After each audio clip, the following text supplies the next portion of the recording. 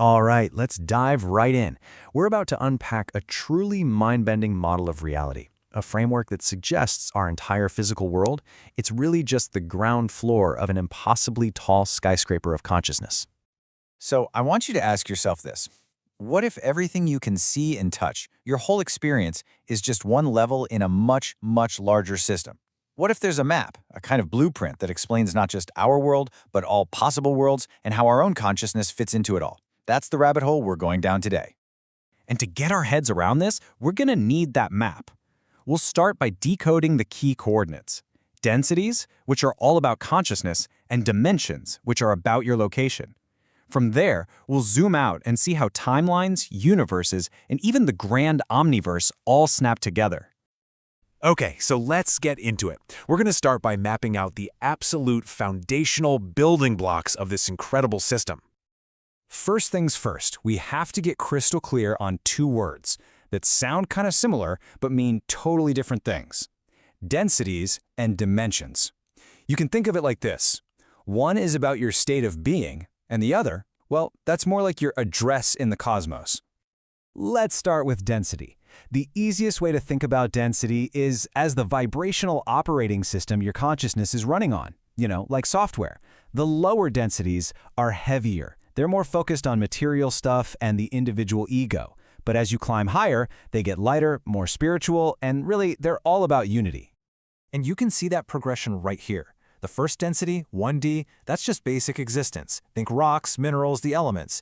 Then you've got 2D, which is that instinctual awareness of plants and animals. And us, humanity, we're currently operating in the third density. This is the big one, defined by duality, good and bad, right and wrong, and the freedom to choose, which is how we learn our lessons. The whole goal of the game is to evolve into those higher densities of unity and unconditional love. So, what about dimensions then? Well, if density is your operating system, then a dimension is like a spatial folder inside that OS. It's just a set of coordinates. For us, here in our 3D world, those coordinates are super familiar: length, width, and height. Now this is where it gets really wild. As you move up through the dimensions, the very structure of reality warps. Look at time here. In the fourth dimension, time gets added, but it's a straight line: past, present, future. But then you hit the fifth dimension, and time isn't a line anymore. It's a field.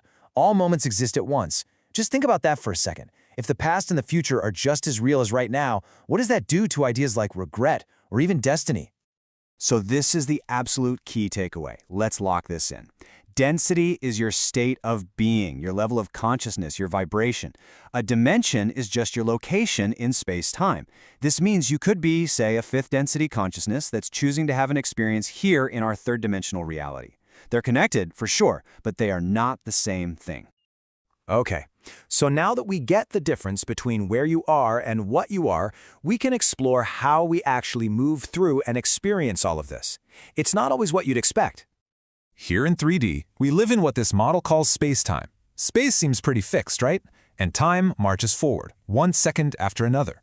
But in 4D and higher, the rules totally flip. It becomes timespace. In timespace, time itself becomes spatial. You can actually navigate through different timelines like you're walking through a landscape. And space? It becomes totally malleable, shaped by pure thought. You've actually already been to a time-space environment. The best example is the astral plane. This is that 4D realm of emotions, thoughts, and especially our dreams. It's a place where those fluid, non-linear rules of time-space are totally in charge. But, not all of the astral is created equal. It's polarized. There's the lower astral, which is dense, chaotic. It's the home of fear and nightmares. Then you have the higher astral, which is a realm of light, harmony, love, and guidance. And here's the kicker. Your own vibration, your own state of being is what determines which one you tune into. So we have our personal map, our consciousness, and our location. But where does our individual experience fit into the grand scheme of things? It's time to zoom all the way out and look at the cosmic architecture itself, from you all the way to the omniverse. First, we got to redefine the word body. It's not just the physical thing you see in the mirror. In this framework, a body is any vehicle that consciousness uses to experience a certain frequency. And get this, you're probably using more than one right now. Imagine up to 15 nested bodies, like those Russian dolls, starting with your physical shell, then your emotional body, your mental body, all the way up to a body made of pure light. Okay, next up, the timeline. The best way to picture a single timeline is like a complete movie of one lifetime. From the opening credits at birth to the final scene at death. Every single choice, every thought, every single outcome, it's all already recorded on that strip of film. And here's a really cool thought. While there might be an infinite number of possible timelines for you, some theories suggest there's one golden or master timeline, the most optimal path for your soul's growth. All the other timelines, especially the ones with a lot of suffering, they might just get forked off or deleted eventually. Zooming out even further, we get to the universe.